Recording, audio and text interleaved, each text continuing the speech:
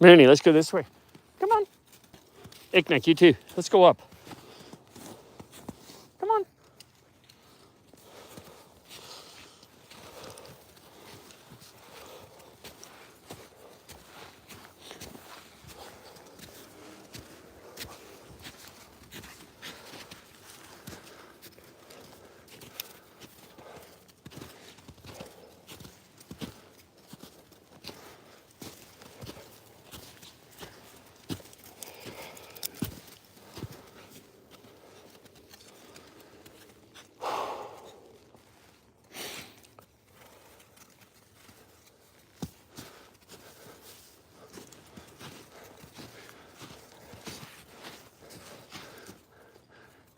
Come on, let's go this way.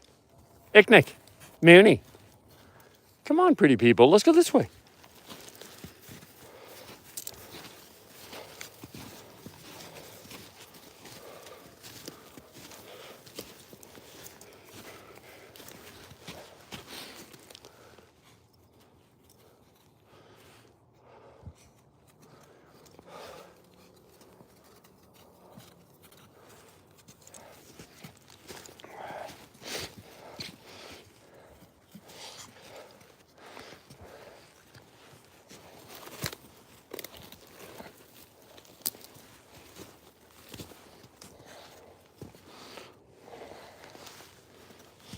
Welcome. We're out here with Iqniq, the big guy, and Mooney, Taqqiq, the smaller female.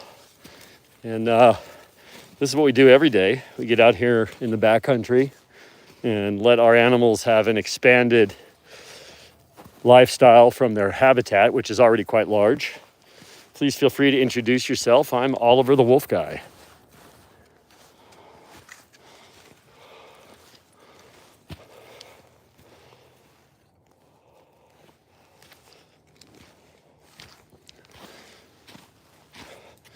Welcome, welcome. We're out here in the backcountry with two of our critters. We got Mooney here, close to the camera. She's a yearling female, so she was born April of 23.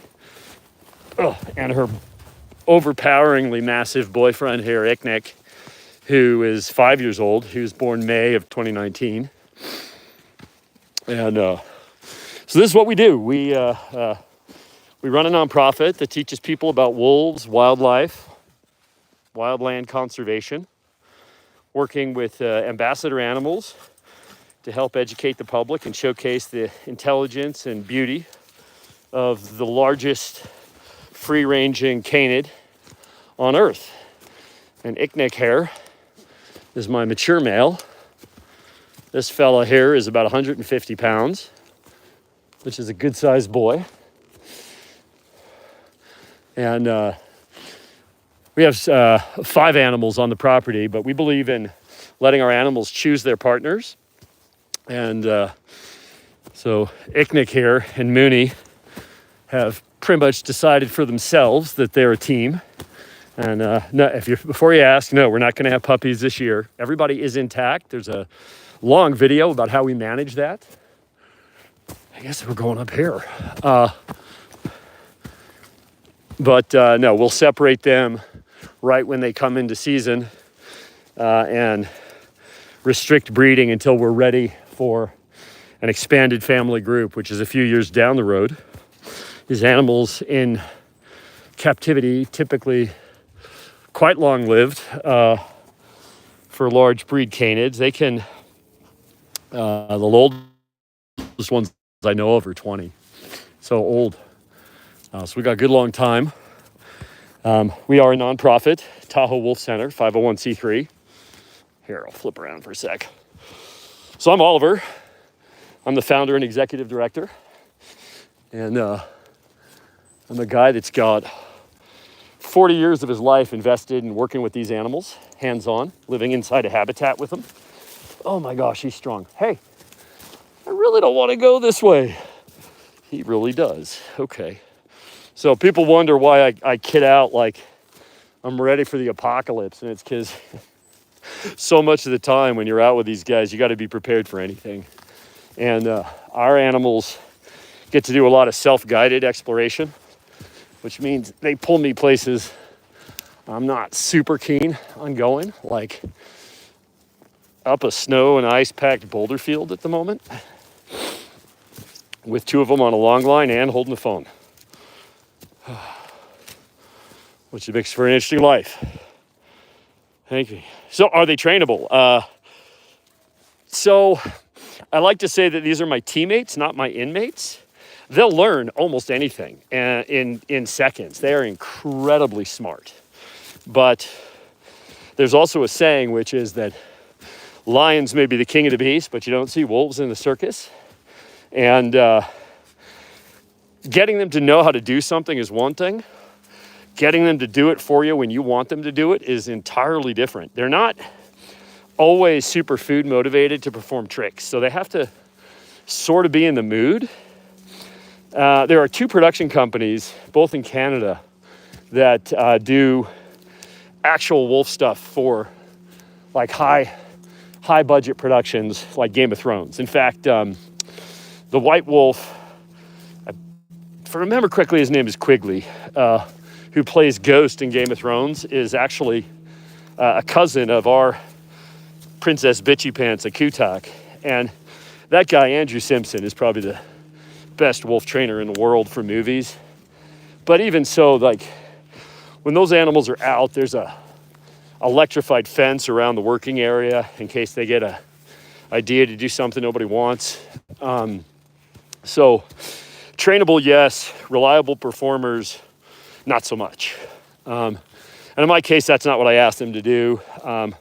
We occasionally will work with like documentarians and filmmakers to help them capture good close-up natural behaviors. But what we don't offer is on demand, on command actions. That's not what our animals are about.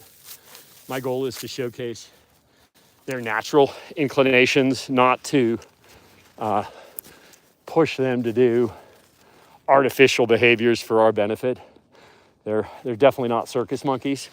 Like even just on a walk, it's more like a collaboration to get them to go where I'm preferring to go. So I'm gonna flip around again here so you can see them and where we're at here. And they're powerful animals. I mean, you'll see I'm wearing a custom belt that's been refined to do exactly what we're doing right now. We've got a rope that's thicker than my thumb for both of them. Everything is industrial, right? We're using, these are 30 kilonewton auto locking carabiners and 30 kilonewton swivel clamps like they use for high-rise window washers. So everything is industrial. And then I wear a pack that's about a 30-pound pack that has like survival gear. But the most important thing in my pack is 2 16-foot long aircraft cables, because the biggest risk to me is if I fall down and break my leg or something and I can't go anywhere and I need to pull out the sat phone to get some help. I can't have these guys going right through this rope and being off on their own because I can't take care of them. And so the first thing I do if I'm injured is I switch them over to the aircraft cables, which they can't chew through, at least not in the time it would take me to get rescued. And we also accustom the animals to being secured on an aircraft cable just in case that happens. We really have to think ahead very carefully about what we're doing at every step of the way. The margin for error is just zero, right? Like these are unforgiving critters when it comes to mistakes. They're too smart, they're too powerful, they're too fast, they're too independently minded, they're territorial, and well, there's zero danger to humans. I would not have dangerous to humans animals. There's too much risk and too much liability associated with that. They're not so good with other dogs. And so we do a lot of, everything we do is preventative in nature. We're very, very cognizant of wanting to make a super positive impression of these animals. And the best way to do that is to not make mistakes. And so we, for example, where I'm at right now is very lightly trafficked area. And at this time of day, in these conditions, extremely unlikely I'm going to run into another person. Police is on the way. Exactly.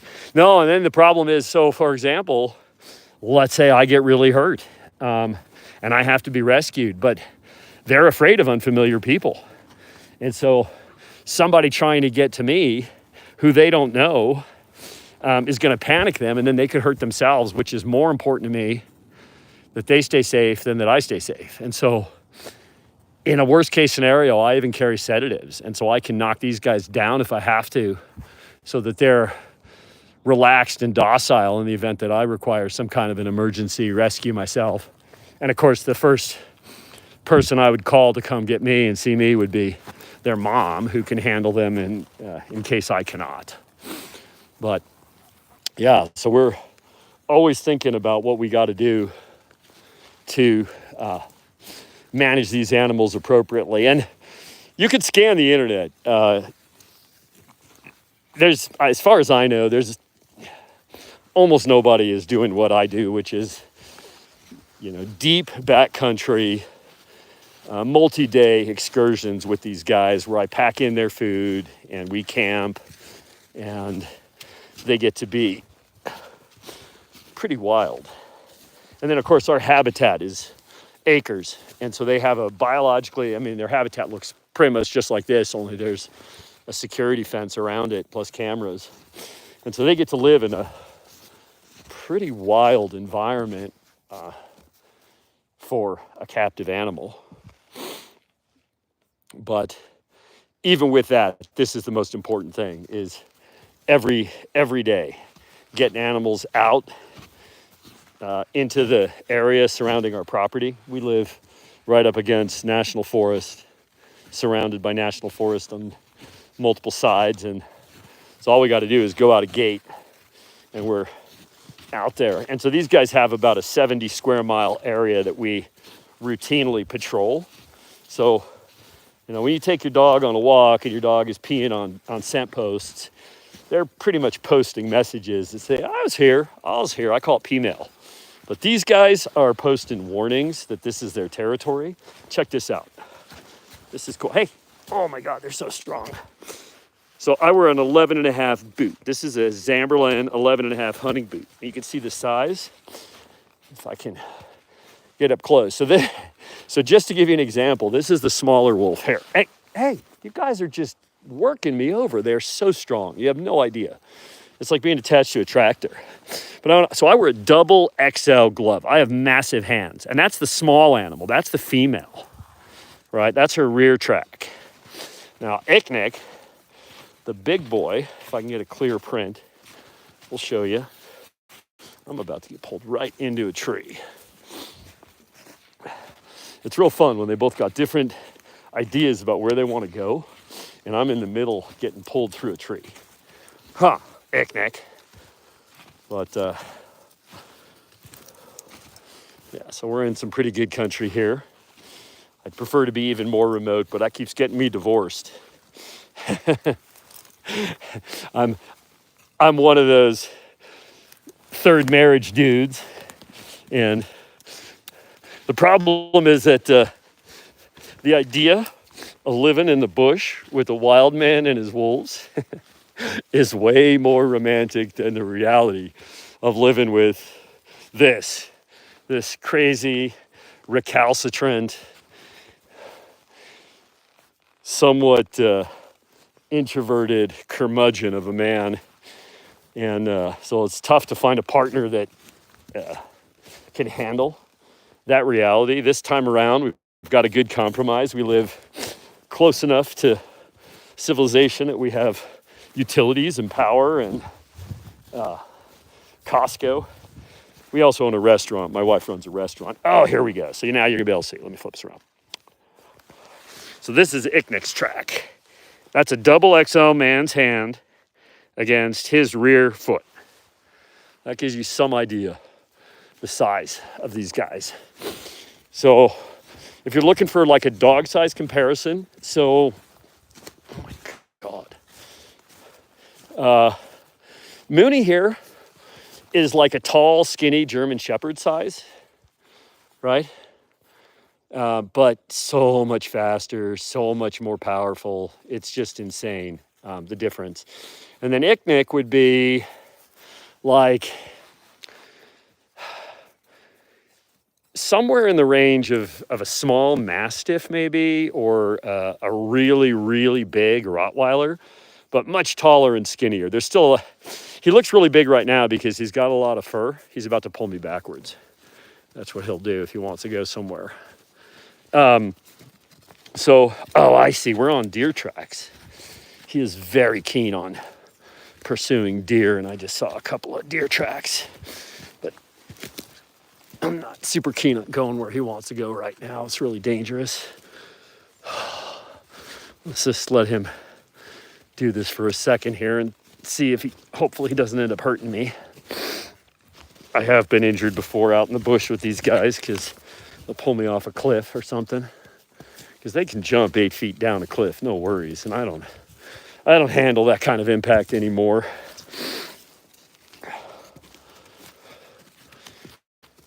Oh my God. It's crazy, right? He's pulling me just with his chest and neck muscles. He's got a big, fat, flat collar on him right now. And even so, it's just like being attached to like a little tractor or some kind of a tank. Like when the line goes taut, there's all his weight driven by those 4 giant feet just pulling me where he wants to go, which is why I say it's really... So I am not promoting hybrids. I think private ownership of these animals is very challenging. And the last thing I think is that people should be getting these guys. My background is wildlife biology. My commitment is to educating the public. I mean, if people want to acquire one, I really want them to understand what they're getting themselves into, which is having a long-lived, high-risk, super independently minded animal that can challenge you. I mean, my wife and I have been together 23 years. We've never been on an airplane together because one of us is always on the ground. I think if you're going to have these kind of animals, it's incumbent on you to understand their biology and be doing educational work. Otherwise, it's an ego trip. I mean, I've devoted 40 years of my life and most of the money I've ever earned doing anything else to care for these animals appropriately and to educate the public about the reality of what these animals face as an imperiled species on the landscape. And I also do a lot of education about animal husbandry. And unfortunately, I get phone calls every week from somebody that got a wolf dog and then decided that it was too much for them. So, take that for what it's worth. But I am, in fact, it doesn't make me real popular with people that are into these guys, but I'm actually working on legislation that would regulate much more stringently the private ownership of these guys. Because right now there's around 300,000 wolf dogs of various content, from very little to almost pure wolf, out there in North America. Every single sanctuary facility is totally full. I know them all. I'm friends with them all. I've rescued thousands of these animals in my life, placed thousands of them. I have one of my current animals is a rescue from this year. And the reality is that most people just are not set up to appropriately care for these animals. They don't understand them. They don't understand the biology. They don't have the resources or live in a biologically appropriate place. Like, it makes me super sad to see these guys in like some residential community where it's just a matter of time before people are going to start making a stink about it. And, very few people are willing to say, okay, I guess I got to move. I got to sell what I got and I got to move to take care of my animals, right? They'll just throw up their hands and either let them free, which they die, get shot, or take them to the pound, and the pound can't release those guys to anybody but a licensed facility, because there's too much liability for that. And so, I think there are a few people out there in the world that are exceptionally qualified to have these animals privately and steward them appropriately. But in 40 years, I've probably seen a dozen of those people, and they're all super committed to the work, right? They are just absolutely committed to the animal. Some people I mentored actually got one and realized, well, this is tricky. And they were super coachable. And they have a remarkable animal. They uprooted their entire life. They moved to a place like this. And I'm in regular contact with them, and they have done great, great work. Another friend of mine who sometimes tunes into these live streams, Mike, he got himself a real high content animal, and he's reached out to me for some tips, and he's also done amazing work. But for every one of those, there's 100 people that wanted Ghost from Game of Thrones and got themselves a problem. And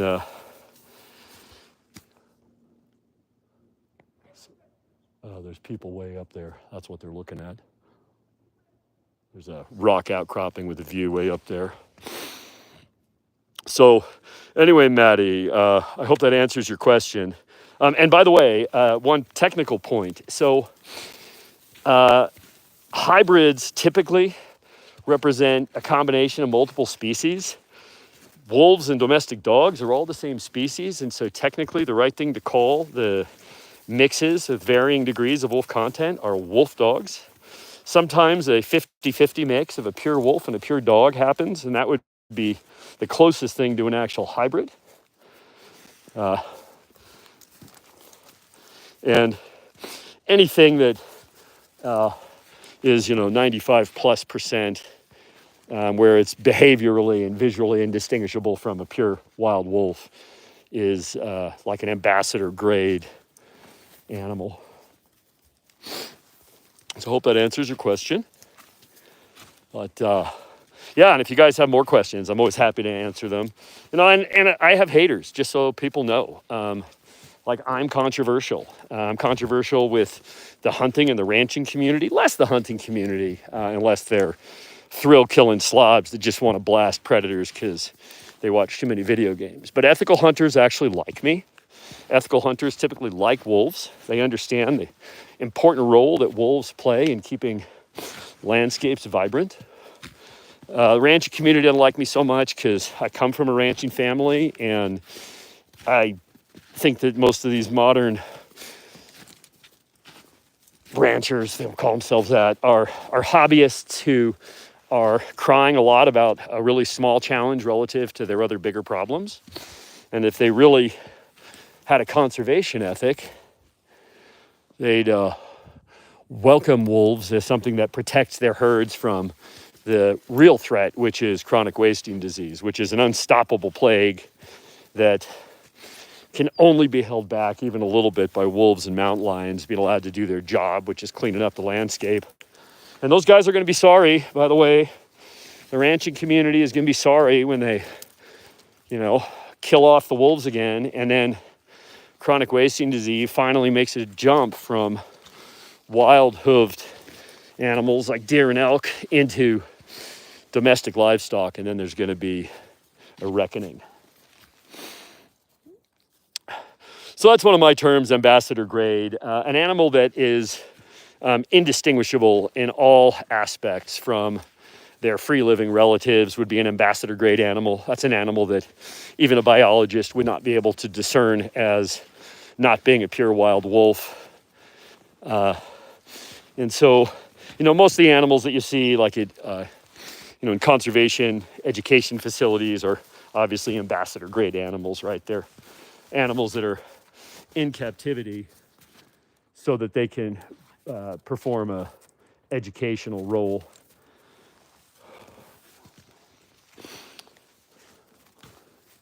Got a lot of focus going on here. There's still bears awake where we are, and just 2 days ago, actually, I was out and saw a mom and some cubs. There's frequently bears over in this little area because it kind of funnels into a little grassland drainage here, and that's what the bears like, is heavy cover and grass.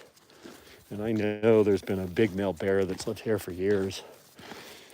And if I'm unlucky, there'll be a big fresh turd and Mooney will roll right in it, because she loves rolling in bear shit.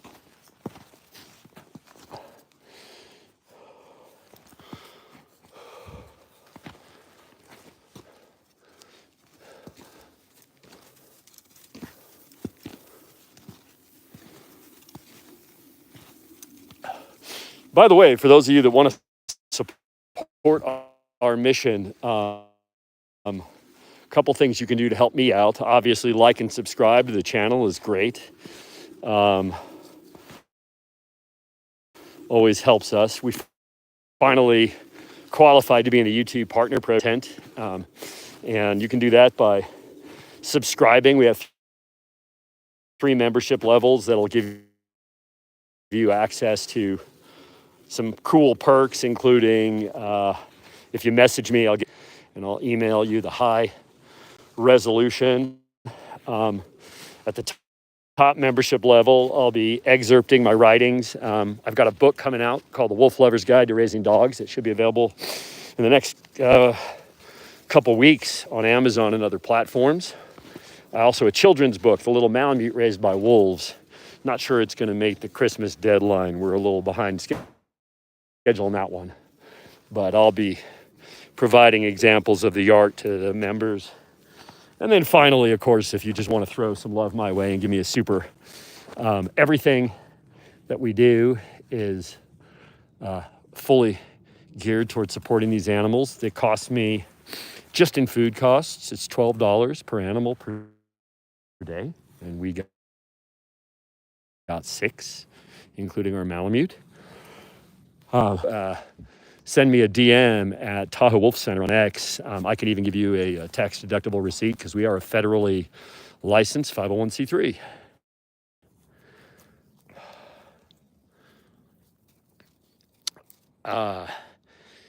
Yami, yes, they do. Great question. So what happens is, in the absence, they say every dog has their day, right? And wolves are the top dog on any landscape, right? They're the biggest wild carnivore in that clade, which is Canidae, right? And so where we have eliminated wolves, the coyote population has blossomed because they don't have the top-down pressure that controls their population. Now, wolves don't eat coyotes, but they'll kill the hell out of them if they see them because they consider them to be competition. And so what happens when the wolves are gone is a phenomenon called mesopredator release, where the middle predator is released from the top-down pressure of the apex predator, the top-level predator being wolves. And so we saw, for example, in Yellowstone, there was a huge high density of coyotes as a result of the... What's going on? Something startled him. Here we go. What's up? Oh, we got a person. All right, you guys are going to have to bear with me for just a second. All right. Mooney, relax. All right, so this is the kind of stuff we deal with occasionally. Hey there. Got some timid animals. Just keep going. Yeah. It's okay, Iqniq. Yeah, they're big. He's 150 pounds. He just got surprised that somebody came up behind us. You're very quiet. Have a good hike. All right, so we got a little surprise here. She was very stealthy. Iqniq is a big chicken when it comes to unfamiliar people coming behind him. All right, a little action there. I'm going to have to unwind myself from this tree here. Mooney got herself a little tangled up. We'll sort that out here in just a second. Let everybody attenuate to the little surprise we had. So yeah, in Yellowstone, what happened is with the wolves gone, the coyotes exploded, which had negative consequences for... hey, Mooney, let's both go this way. Come here. Mooney, come around the tree the other way. Come on. Wolves tend to be real smart about lines. Hopefully she's going to back out of there. Come on. More complicated when... Here. Iqniq, come with me this way. Come on.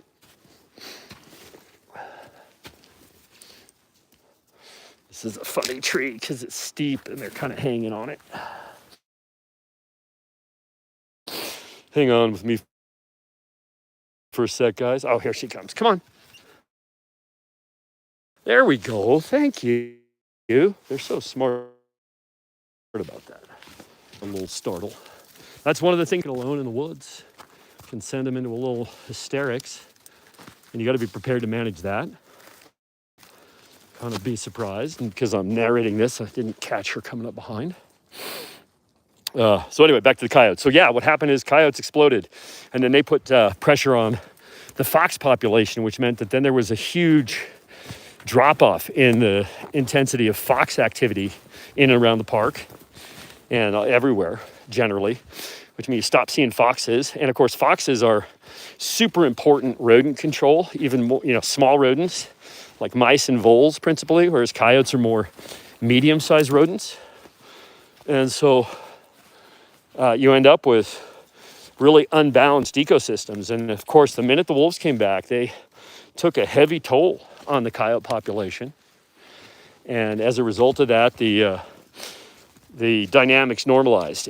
And so then we saw a resurgence in foxes and, oh, geez, two different directions ripping me around. So, yeah, it added complexity to what was becoming a less complex ecosystem. And more complex ecosystems are always better. Hey, can you guys stop and let me get out of the middle of the rope? I'm caught in the pinch and just get mauled here. Hold on.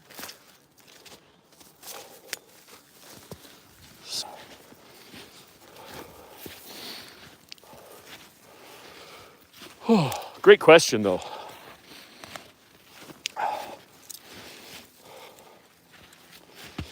We'll flip this back around here and you can see where we're at.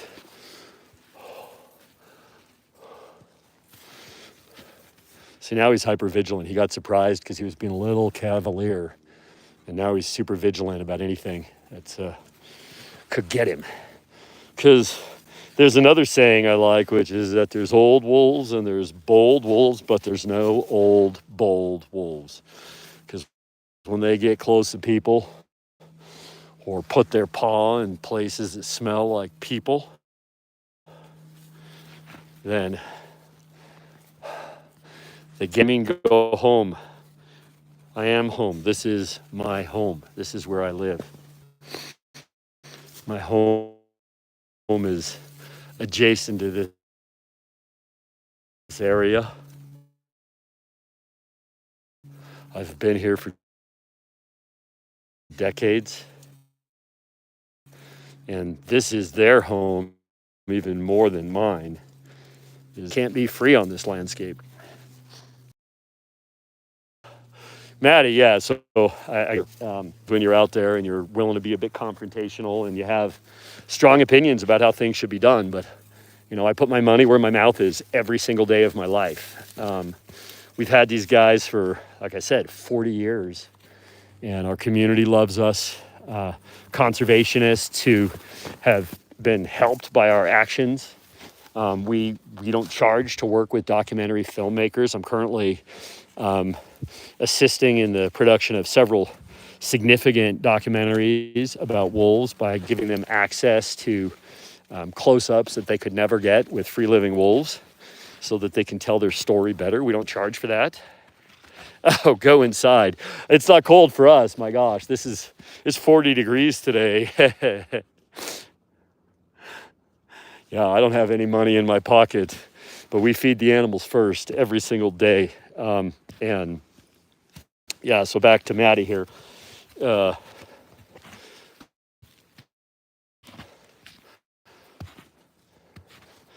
I definitely have my critics, and I'm not afraid of that. The people that critical of me tend to be the people that have something to hide. We got nothing to hide.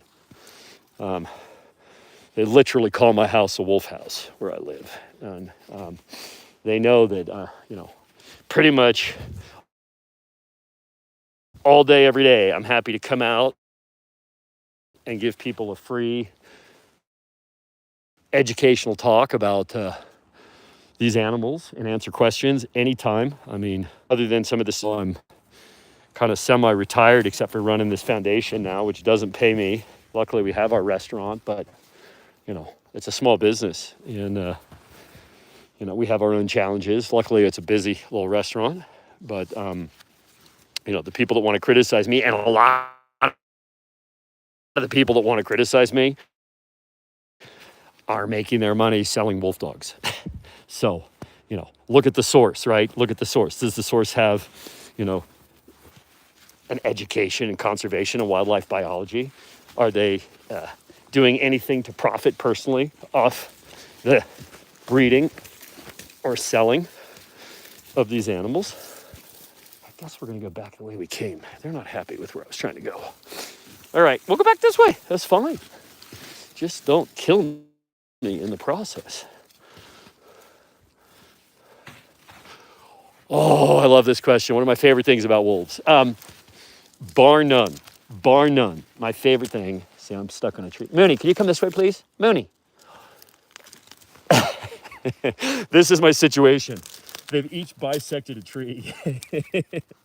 And they're slowly, relentlessly pulling me into the tree. This happens routinely. Hopefully Iqniq is going to cooperate with me. Iqniq, can you come this way? Iqniq. Somebody help me out. Come on. Come here, handsome. Can we go around the tree this way?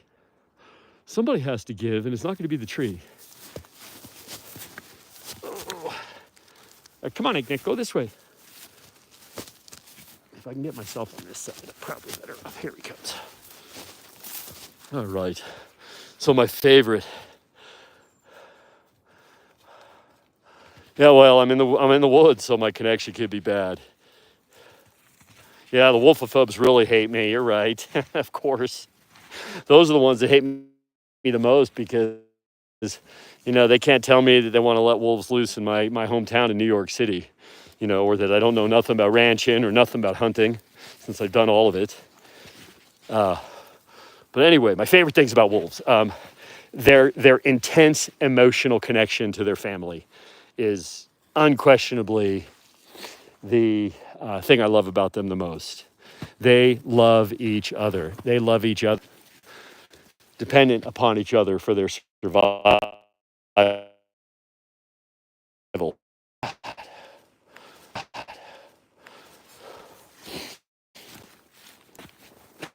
Hassan may be right. I may be getting a message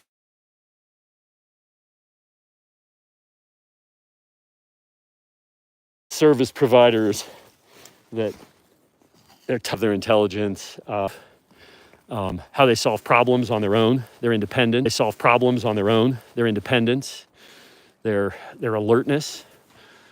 I've been with these guys. I fell in love with wolves more than 50 years ago, and I've lived with them for 40, and I never get tired of it. I never stop learning.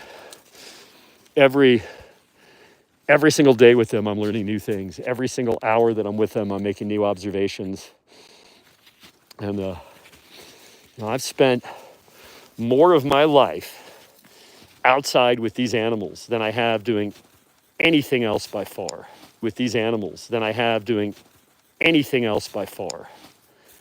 And I'm still learning. And my goal is to understand as deeply as possible and then to share what I've learned with others.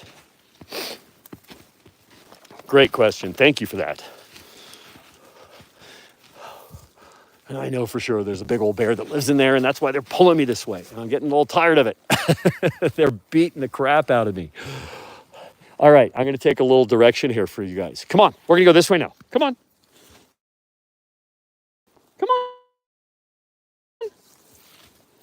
Come on, Mooney. Stop dragging me into trees. I worry that I'm going to get too old to be able to do this with two of them, and I'll have to scale back to one at a time. But I work very hard to keep my condition so I can be strong enough to handle two on a line. I have had to promise my wife I wouldn't do 3 of them.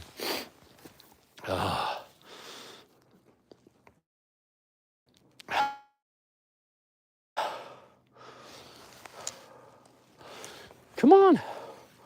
Mooney. Mooney's small but powerful. We call her Mooney Badger the Angry Weasel. Her litter. And I wasn't planning on taking her, but she just wouldn't relent. She said, I'm going home with you. And so, in my book, I actually write a section about her and how she ended up coming to be in our family. But she was just stubborn about it and won me over. And interestingly, Iqniq was also the smallest in his litter. He was even smaller than his sisters. But he had 3 sisters and 1 brother. He was a little. So it just shows you that, genetic potential plus nurturing will do a lot. Because he's just gigantic. Where do the bears hibernate? Oh, good question. So frequently we find that they've dug burrows, dens under like fallen logs. I mean, the ground here is pretty soft. They'll find rock outcroppings and excavate under the rock outcroppings. I'm also on the board of the Bear League here, which is a coexistence foundation that helps black bears within a community in the world. And so we get phone calls pretty regularly this time of year at somebody's house to come in and kindly ask those bears to find another place to sleep for the winter, which means they sometimes get to crawl under a house. I'm gonna try to move through this shadowed area here and see if we can get back to some better service before I lose it.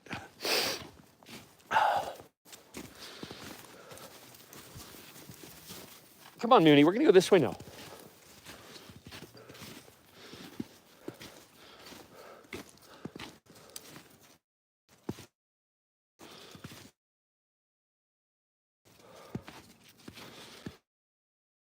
I don't know whether you guys are getting me at the moment because we're having some connectivity issues here in the bush. Come on.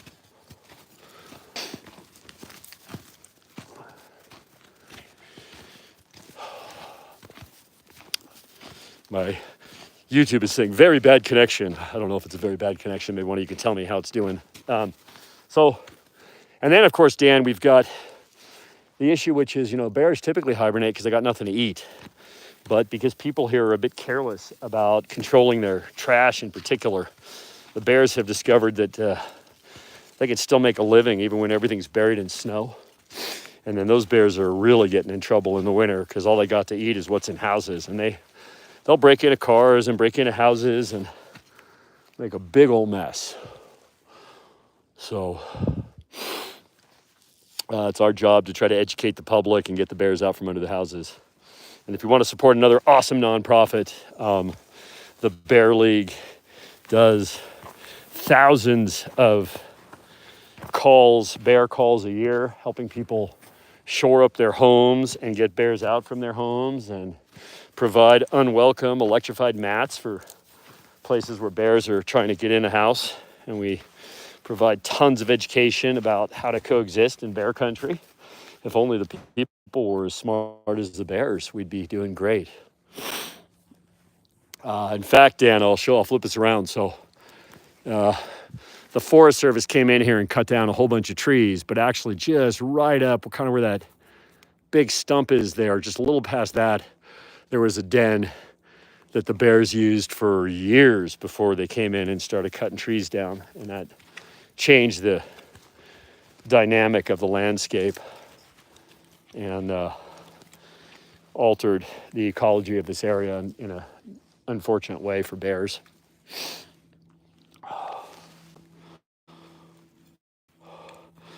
And again, if you guys want to support my efforts, you can always shoot me a little love here or subscribe to my channel or see, he's going to walk right around because he understands the rope. Guess we're coming up on Giving Tuesday. I don't really aggressively fundraise for my nonprofit. I have bigger plans. we're all really going to need some big support to do something huge. And I'll be making posts about that later. But if you're feeling generous and enjoy my work, I'll never turn down a few dollars that goes towards wolf food. It's definitely expensive to care for these animals. It's, as I said, $12 a day in food. Every animal is insured. We have liability insurance for the property. We have a full converted school bus that we insure as their rescue vehicle in case we get evacuated for a fire. So we're not relying on other infrastructure to help ourselves. We try to be totally independent. And so, yeah, anybody feeling kind, we'd appreciate it. Come on, let's go. Let's go. So, kind of in a long live stream now. We're looking at like 50 minutes or something of me talking and talking and talking.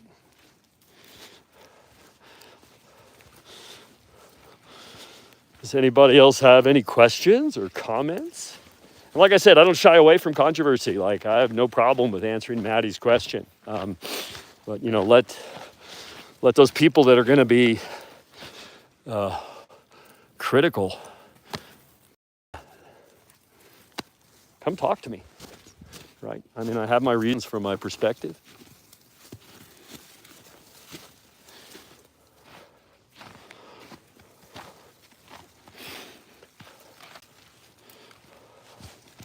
Mooney, come around the tree.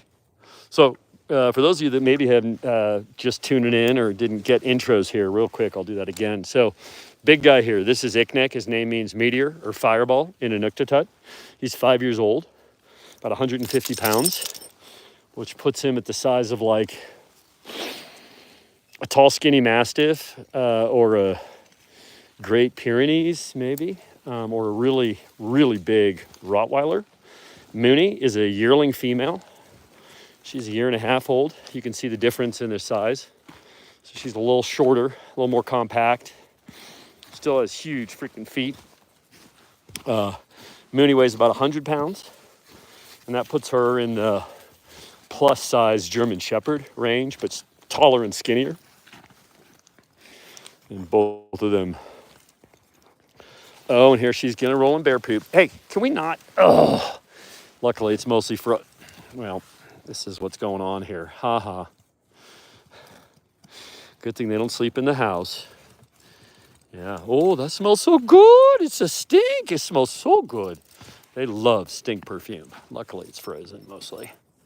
I'll let them indulge for just a second in rolling in their perfume here. All right. That's probably enough stink for one day. Come on. Moody. This is a behavior called scent rolling. You've probably seen your dogs do it. We don't know 100% why they do it, but you could just see that it's pleasurable to them, right? They love the novelty of these unfamiliar, gross smells. And I think they like to come home and say, hey, look what I found. I found something really smelly. Mooney. Oh, my God. Look at her. She is such a character. Come on, let's go. Come on, that's enough. I got to deal with it. As long as it's not human poop. Yeah, every once in a while, somebody doesn't bury a turd, and then, oh, God, I have to wash that. I'm not going to let them rock around with that on. Which means I got to put on a Tyvek suit and gloves and disinfect every freaking thing. If only people would just bury their poop if they're going to poop in the woods. But they don't. So Iqniq doesn't like this blind corner because that woman came down this trail earlier, and so it smells like recent human. And so he's super wary. This is typical of our animals. He wants to look around to make sure there's nothing coming.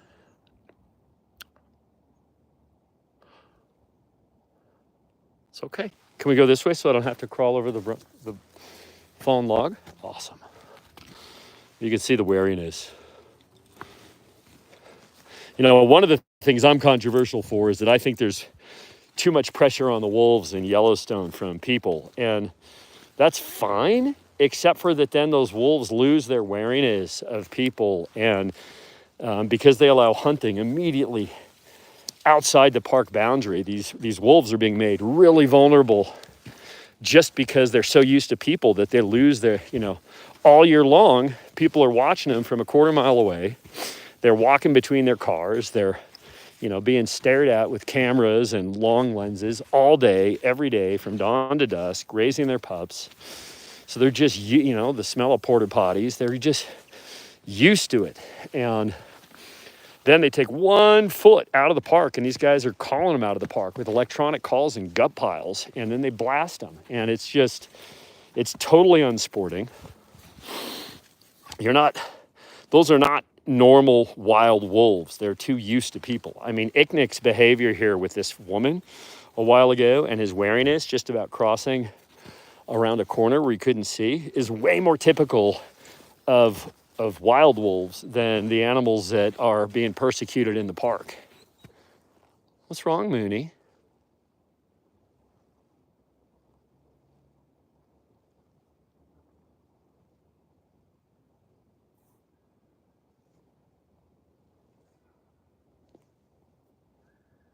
People crawling on the outcropping way. It's about a half mile away, but it echoes here. Come on, let's go. Come on. Thank you. And so they are, the public, the wolves are being literally loved to death, which is, and I've written quite a lot about this, and so people resent me because they're like, well, why is he making such a big deal about this? I'm like, well, if you really want to love those wolves, either don't go watch him, or better, get organized and demand that Wyoming and Montana and Idaho institute a broad prohibition of having any wolf hunting or trapping or snaring or killing units around the entire boundary of the park, so that wolves that have lost their natural wariness are not unfairly persecuted because people love them and want to see them. They're like taking 2 hits. They're taking the hit of being under human surveillance their whole lives, and then they're taking the hit to being killed because they've lost their wariness due to that surveillance. And so, yeah, that's another thing that makes me controversial, is I'm outspoken. But what I will say is that my history and my life has been an advocate for these animals first and foremost and always, and I won't back down from any fight for self-interest. It's all about them and them having good, wild prospects, and for those that are in captivity, healthy, happy, captive lives. My mission is pretty simple. And the mission of our nonprofit is wolf recovery through education, advocacy, and science. And talks like this are part of what we do, is just sharing our experiences with these animals and answering questions and documenting what it's like to work with them. And maybe that's a good way to wrap this live stream up. We'll come around the curve here. We've got a beautiful sunset. Little peak of our lake here. Sun is going down here. We're just at that golden hour.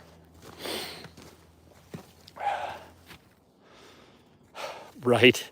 Pack your poop out. Yeah, people just, after COVID, we saw a whole different phenomenon of people that had never been in the outdoors figuring out that they could, avoid exposure by being out, but they just don't have a good wilderness ethic.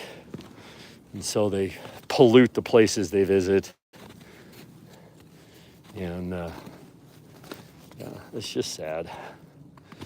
It's just sad. We're a tough species on the rest of the world for sure.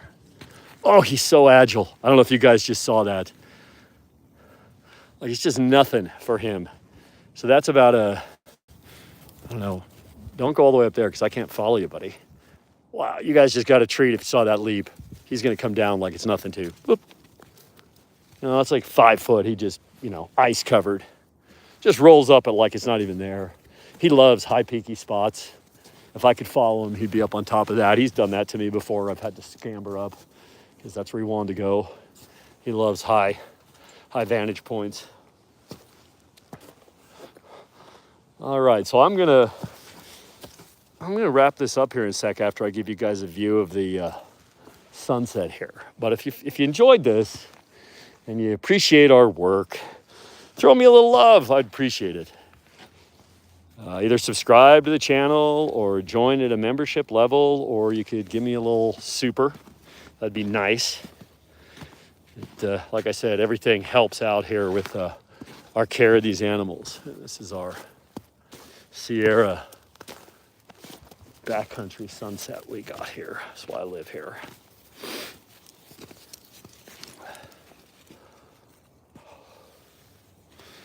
We're going to creep up here on this old abandoned cabin and water tank here in a sec. Iqniq always has a little moment of, that's human stuff, I don't like it.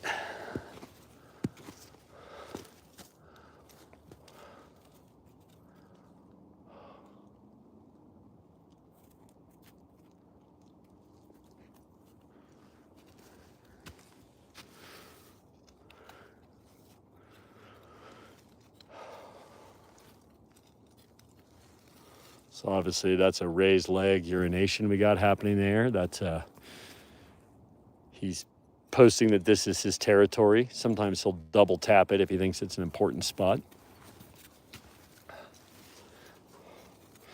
And Mooney has just started a scent mark. So it usually takes a year or two. Thank you so much, Dan. You rock. I'm so grateful.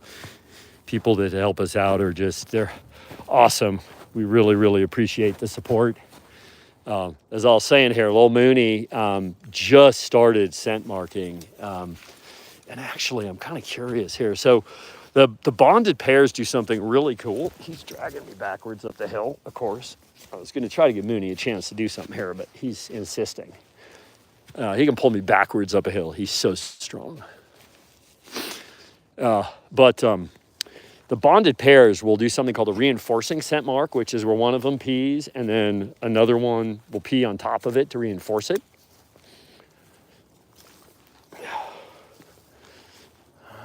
Why he's dragging me up here, I really don't want to go this way anymore. Seriously, guys. I can hear my other animals howling. Oh. We're about a mile from home. You probably can't hear it on the camera here, but I sure can.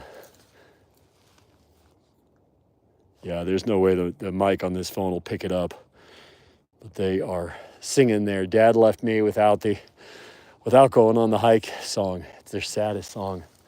We better start heading. All right, Ick, we're gonna go home. I have super tolerant community, but if that goes on for 3 hours, they'll get tired of it. Come on. Come on. We're going to go this way. We're going to go this way. Let's go. Come on.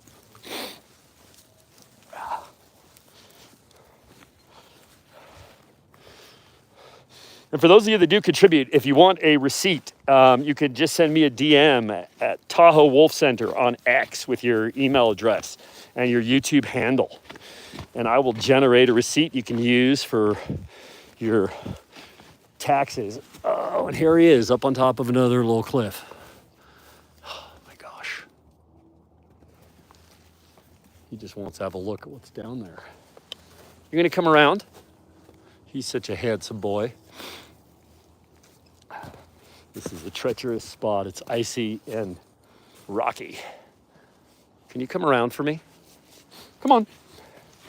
Come on, Iqniq. Can we go this way, please? Before I have an accident. Thank you. And this is a little water tank, an abandoned cabin. It's fairly close to my house.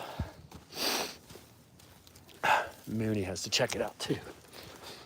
And of course, the worst for me is frozen, icy downhill where they're pulling and I've got no recourse but going where they want to go. I think deer must have come through here. He's really insistent on going away. I don't want to go. So typically they get to go where they want every step of the way until I need to go home. But he just wants to be up on every high spot. Can we go this way? Come on.